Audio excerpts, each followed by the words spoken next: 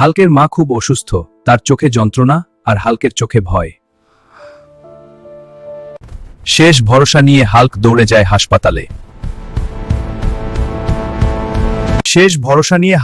যায় হাসপাতালে। কিন্তু টাকা ছাড়া চিকিৎসা সম্ভব না, এই কথাই শুনতে হয় চিকিৎসার জন্য।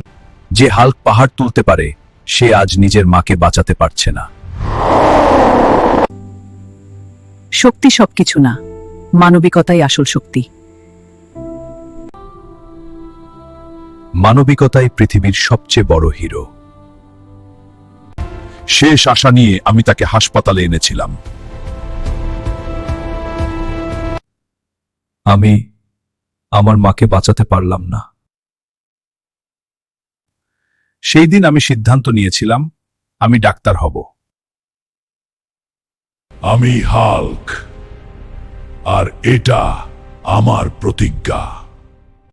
কোনো মা যাতে চিকিৎসা অভাবে মারা না যায়।